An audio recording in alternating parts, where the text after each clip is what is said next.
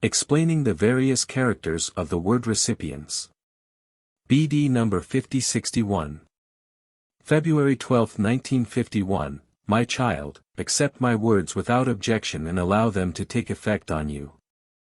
A task has been assigned to you which can only be accomplished by a human being who establishes contact with the spiritual kingdom with heart and mind, who thus takes the state of people's feelings on earth into account but desires the spiritual realm himself, and this is necessary in the last days before the end, where people have broken off almost all contact with me, where faith in a spiritual life and a spiritual future is almost entirely lost. I know of humanity's desperate situation and, in order to provide it with help, will have to resort to means which promise success without impairing free will. Thus one such means is the transmission of the pure truth from above through receptive mediators, but who can also be called mediators insofar as they gain easier access to people's hearts due to their personality. They shall, after all, win those over who are still distant from me. You should really consider that people striving towards me are already within a sphere where my working is easily recognized, but that people who are still distant from me are outside of this sphere, and that it is therefore necessary for someone to have access to both spheres in order to speak as they understand it and yet also about that which has originated from me. I know why I chose you for this mission, because I know the human hearts which first scrutinize everything intellectually before they accept it as their own, and whose intellect should therefore not be ignored in order to be able to influence the souls successfully. The redeeming work for such people is considerably more difficult yet not hopeless, for my grace works where it finds an open ear so that my gift of grace can also touch the heart. Thus it is my will that my working shall also be mentioned where the world is still exerting a strong influence.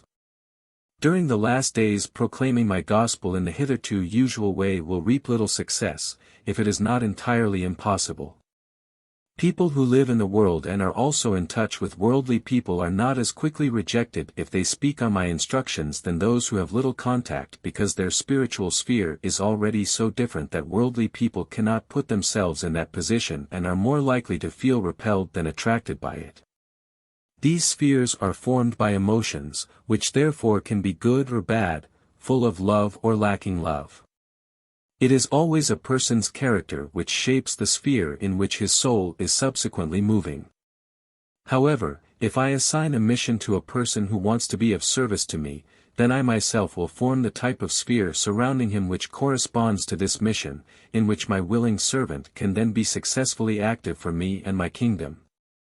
Which, however, is not to say that I avail myself of a person who lives entirely outside spiritual spheres, since he would be unable to work in my name, but I spread a veil across the light which would break through too brightly and radiantly, and which would cause precisely the kind of confusion amongst worldly people which would interfere with winning one of them over. I select people for such a mission who have voluntarily become my own, who were seized by my love and who I can now use as a tool in the last days before the end. I myself work in and through them. And this shall be your explanation to the question why all people don't have the same emotions and nevertheless an abundance of strength becomes effective which is not obvious. For I look into the heart and know a person's will, to which degree he is turned towards me, and according to this will is his calling for my kingdom. Amen.